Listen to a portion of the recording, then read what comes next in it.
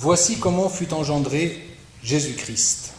Marie, sa mère, avait été accordée en mariage à Joseph. Avant qu'ils aient habité ensemble, elle fut enceinte par l'action de l'Esprit Saint.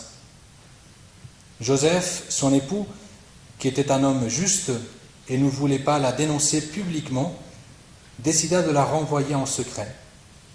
Comme il avait formé ce projet, voici que l'ange du Seigneur lui apparut en songe et lui dit : « Joseph, fils de David, ne crains pas de prendre chez toi Marie, ton épouse, puisque l'enfant qui est engendré en elle vient de l'Esprit Saint. Elle enfantera un fils et tu lui donneras le nom de Jésus, c'est-à-dire le Seigneur sauve, car c'est lui qui sauvera son peuple de ses péchés.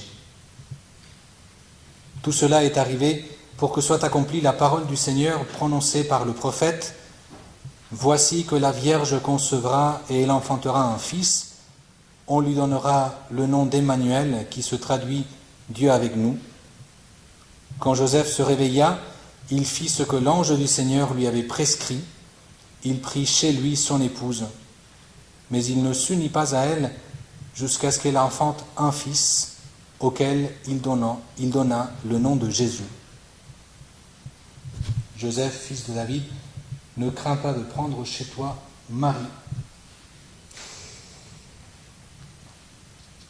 Alors cette parole que l'ange dit à Joseph, elle est pour chacun de nous. Joseph, fils de David, ne crains pas de prendre Marie, chez toi Marie.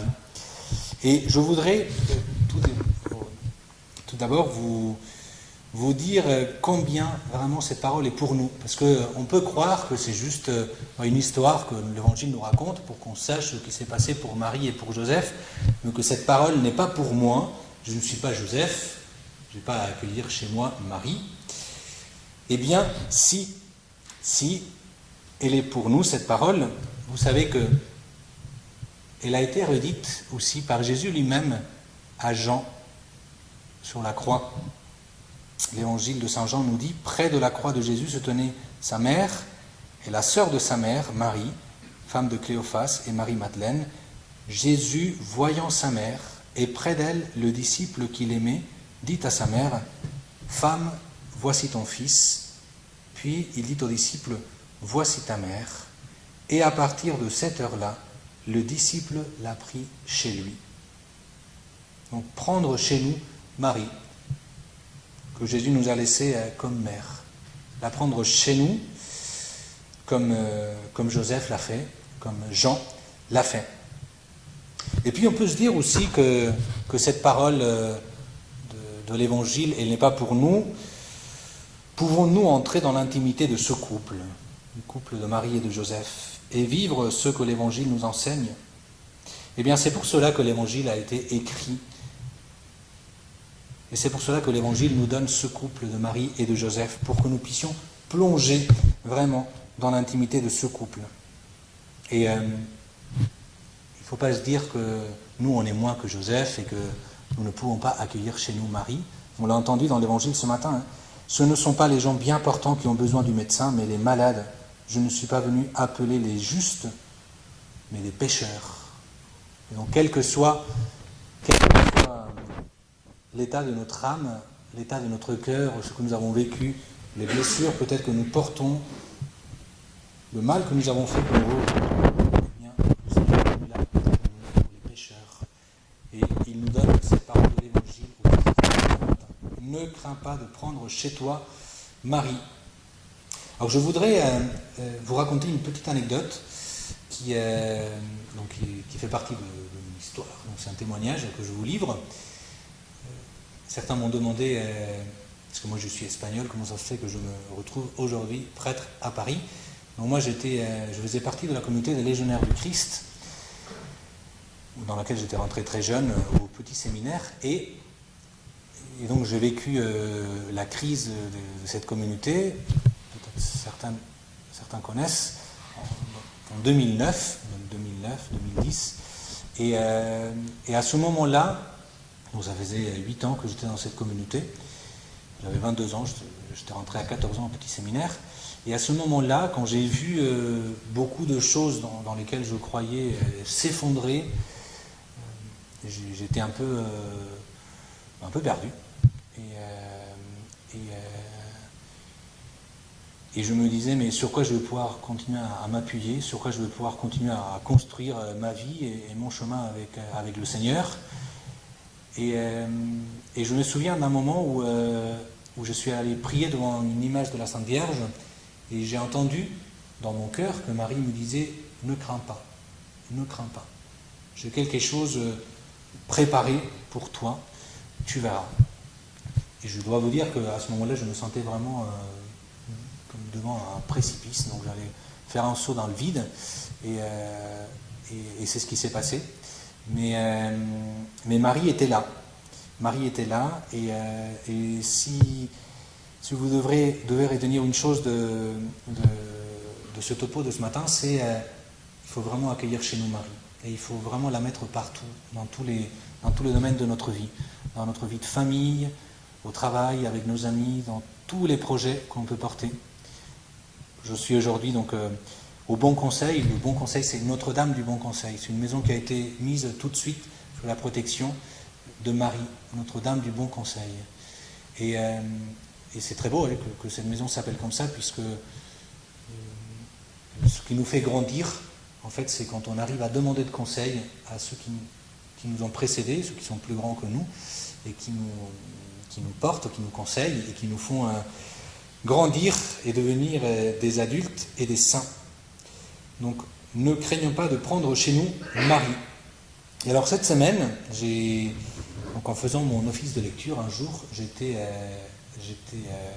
un peu surpris par le Seigneur, parce que on avait une lecture du livre du Siracide qui parlait beaucoup de la crainte. Et de la crainte comme quelque chose qui va être toujours présent dans notre vie. Je vous cite un verset du livre du Siracide, chapitre 1, verset 20. « La sagesse s'enracine dans la crainte du Seigneur, et sa ramure est longue vie. » Il faut toujours être dans la crainte du Seigneur. Je pense que dans la vie d'un homme, il y a 3 lieux dans lesquels il peut se retrouver. Et en fait, ces 3 lieux, nous pouvons les voir très facilement dans tous les personnages qui composent, par exemple, le livre de la Genèse. Et pourquoi je cite le livre de la Genèse ? Parce qu'en fait, ces 3 lieux qui sont présents dans la vie d'un homme, en fait, depuis le début de l'histoire du salut, sont présents. Et ces 3 lieux sont la convoitise. On peut être dans la convoitise, c'est un premier lieu. On peut sortir de la convoitise et être dans la crainte de Dieu. Et on peut finalement être, en sortant de cette crainte, être dans ce 3e lieu qui est le lieu de la sagesse. Le lieu de la sagesse. Je vous invite à faire mémoire de tous ces personnages de la Genèse, par exemple, pour voir ces 3 lieux, Adam et Ève, mais aussi Caïn et Abel, Abraham et Lot, ou encore Isaac et Ismaël, Jacob et Ésaü, Joseph et ses frères, convoitise, crainte du Seigneur, sagesse. Qu'est-ce que c'est que la convoitise ? Écoutez seulement nos désirs, et que nos désirs, laissant de côté Dieu et les autres. Qu'est-ce que c'est que la crainte ? Eh bien, c'est demeurer à notre juste place devant Dieu et devant les autres. Et qu'est-ce que c'est que la sagesse ? Ce 3e lieu, répondre à l'appel de Dieu, à l'appel de nos frères. On n'accède pas à la sagesse tout seul, par notre propre initiative. On accède en répondant à l'appel du Seigneur. Et c'est pour ça que Joseph avait besoin de cette parole, de cet appel. Ne crains pas de prendre chez toi Marie, ton épouse. Pour ces 3 lieux, je vous donne quelques pistes dans notre vie d'aujourd'hui. Comment faire pour avancer, pour savoir être à notre juste place. Comment faire dans notre vie aujourd'hui pour ne pas demeurer dans la convoitise, eh bien, vivre dans la gratitude. Vivre dans la gratitude. Reconnaître, non pas ce que je veux, mais ce qui m'a été donné.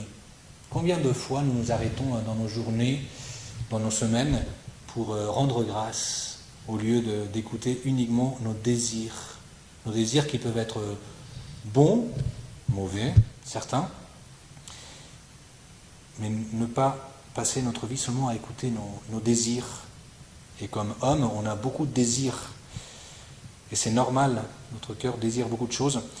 Mais il est bon aussi de s'arrêter et de rendre grâce, dire merci. Cette semaine, j'étais avec une famille qui me disait qu'ils avaient instauré dans leur vie de famille un petit rituel de gratitude à la fin de la semaine.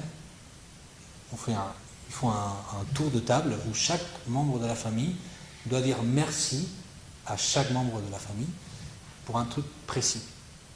Et ça les fait grandir dans l'attention aux détails et à reconnaître ce qu'ils vivent, hein, au lieu de vivre chacun enfermé sur soi. Et c'est un vrai lieu d'éducation, la gratitude, pour sortir de la convoitise. Alors, pour vivre dans la crainte de Dieu, comment faire pour vivre dans la crainte de Dieu? Eh bien, je pense que ça, on peut le vivre dès que le réveil sonne chaque matin, même si c'est un moment un peu dur. Chaque jour, reconnaître que la grâce de Dieu peut nous surprendre. C'est ça, être dans la crainte de Dieu. Et Dieu pourra nous surprendre si nous vivons dans le silence. Dans le silence. Joseph est l'homme du silence.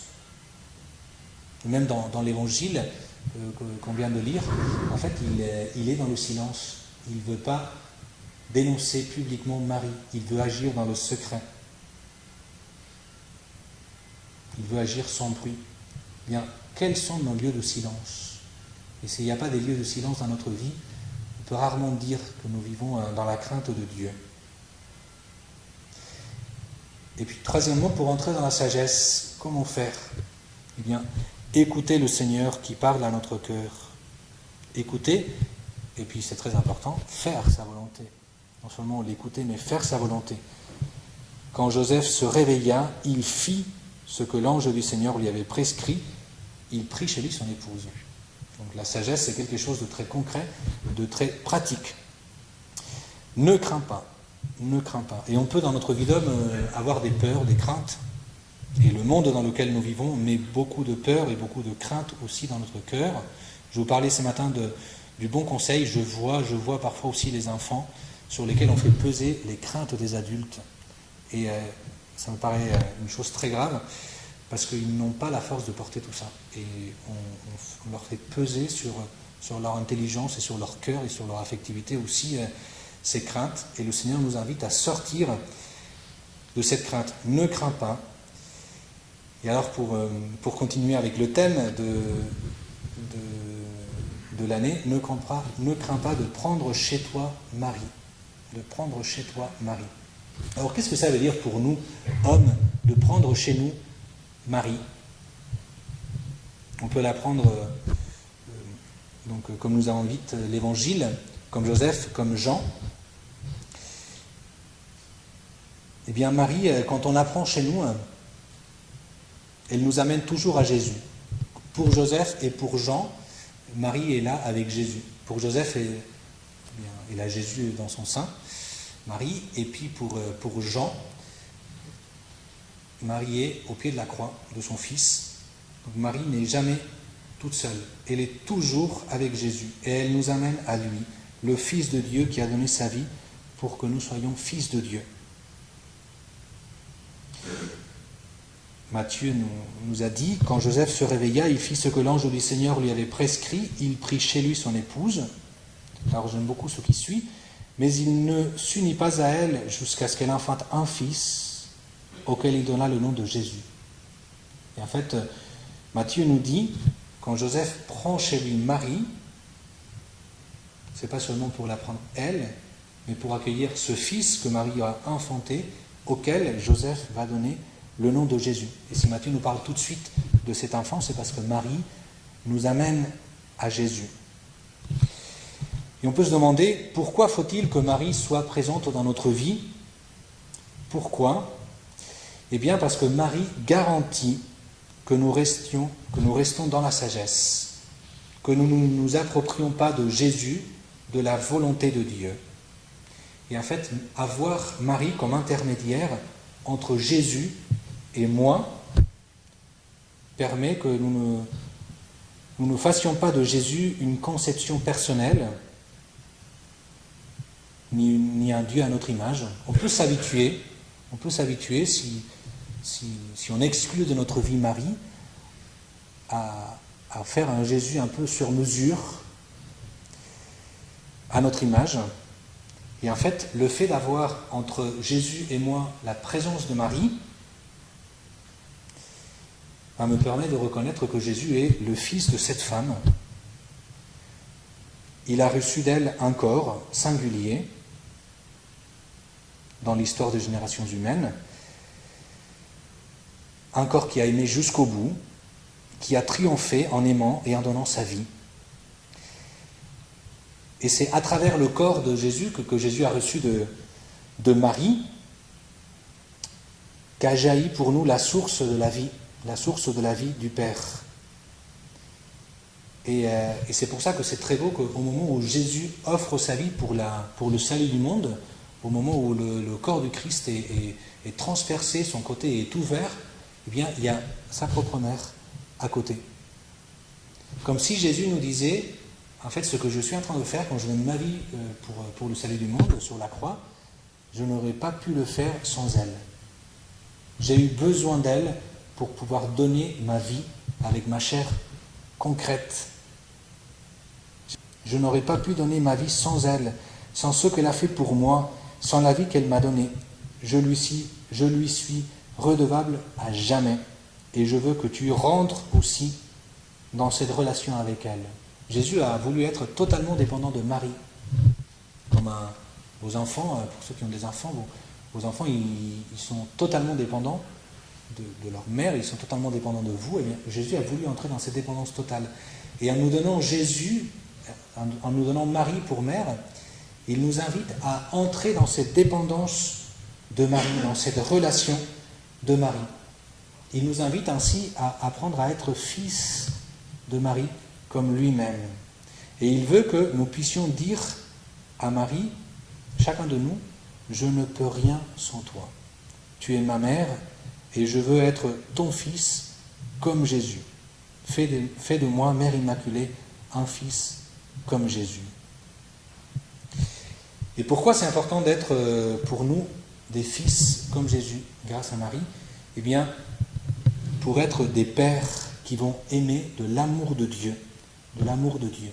Joseph avait besoin aussi de Marie pour être un père comme Dieu le voulait. Nous aussi, nous avons besoin d'accueillir dans notre propre vie Marie pour apprendre à être des fils comme Jésus et pour pouvoir, comme Jésus, donner notre vie pour que d'autres puissent vivre.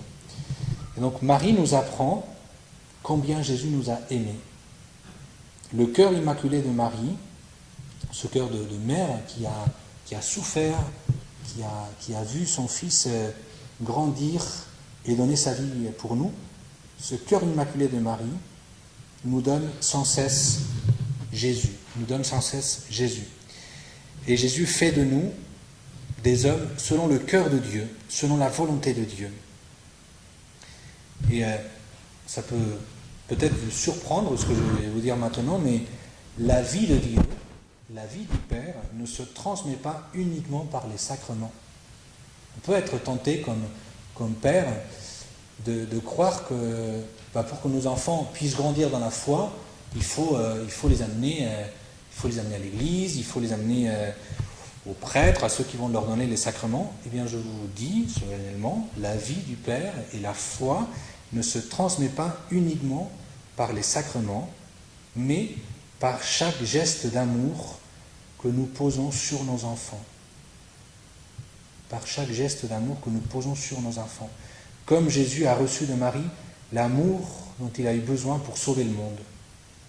Et en fait, la présence de Marie dans nos vies, ne crains pas de prendre chez toi Marie, nous invite à donner une épaisseur et une profondeur à nos vies de famille, à nos relations avec nos enfants, avec nos épouses, à chaque geste, grand ou petit. Vous savez, Marie, elle n'a pas été baptisée. Marie, elle a rempli, Dieu a rempli en fait totalement sa vie de femme, d'épouse, de mère, et par les gestes qu'elle a posés comme tels, elle a permis l'entrée de la vie de Dieu dans notre monde.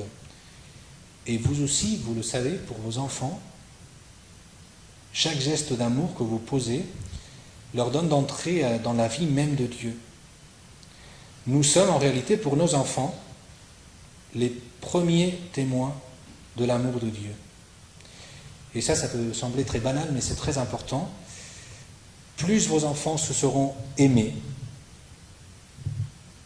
plus ils sauront qu'ils sont dignes d'amour.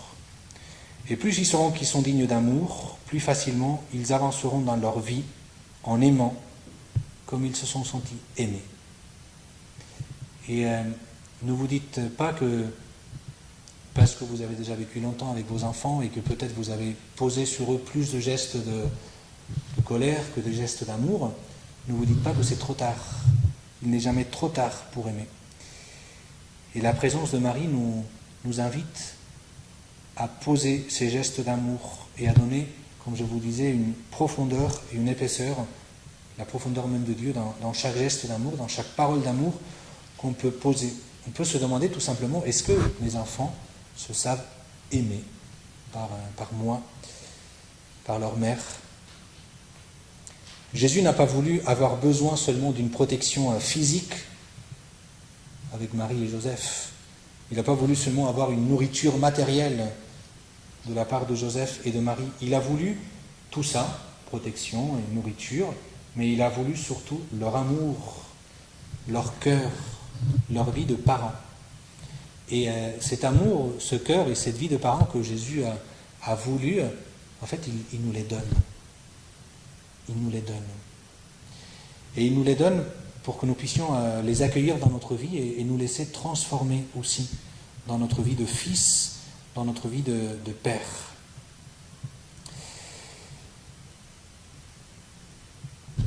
Du coup, ne craignons pas de prendre chez nous Marie, qui est notre mère, que le Seigneur nous a laissée.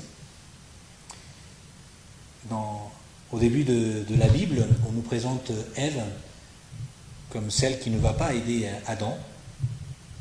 Jésus nous présente Marie, qui est la nouvelle Ève, celle qui va nous aider à sortir de la convoitise, à demeurer dans la crainte de Dieu pour pouvoir vivre la sagesse de Dieu, la vie même de Jésus.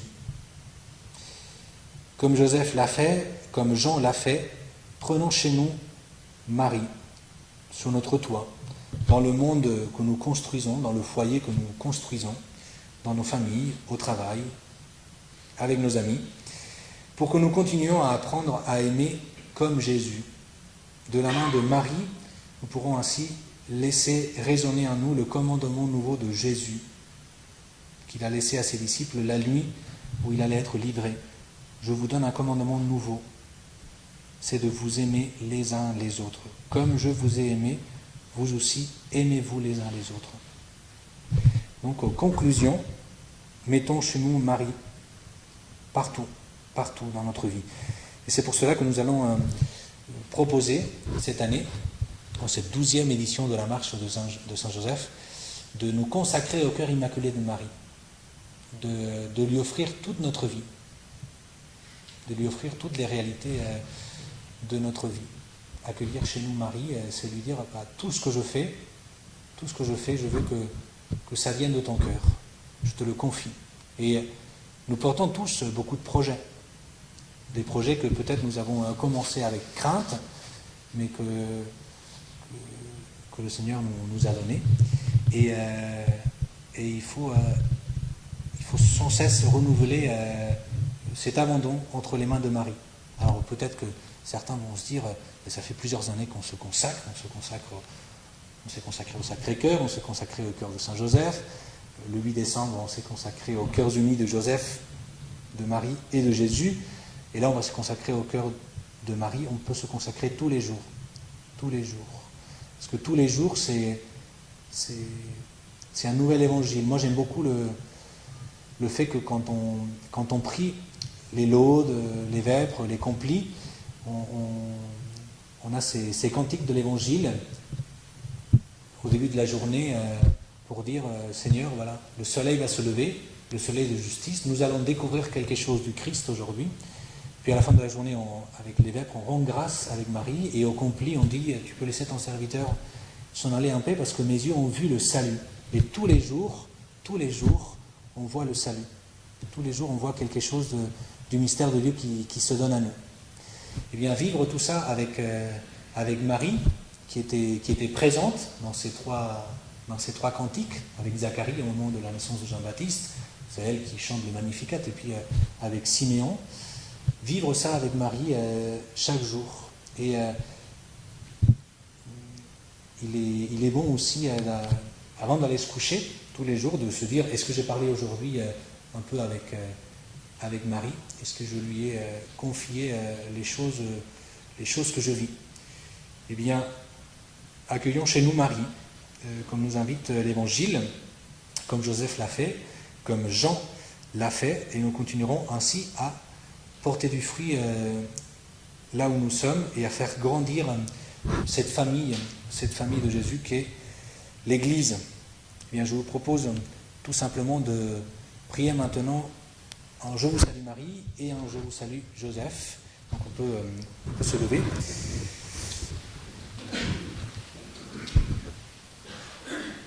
Je vous salue Marie, pleine de grâce, le Seigneur est avec vous. Vous êtes bénie entre toutes les femmes, et Jésus, le fruit de vos entrailles, est béni. Sainte Marie, Mère de Dieu, priez pour nous pauvres pécheurs, maintenant et à l'heure de notre mort. Amen. Je vous salue, Joseph, vous que la grâce divine a comblé, le Sauveur a reposé dans vos bras et grandi sous vos yeux. Vous êtes béni entre tous les hommes, et Jésus, l'enfant divin de votre virginale épouse, est béni. Saint Joseph, donné pour Père au Fils de Dieu, priez pour nous dans nos soucis de famille, de santé et de travail, jusqu'à nos derniers jours, et daignez nous secourir à l'heure de notre mort. Amen. Au nom du Père et du Fils et du Saint-Esprit. Amen. Merci beaucoup pour votre attention. Je ne sais pas si vous avez un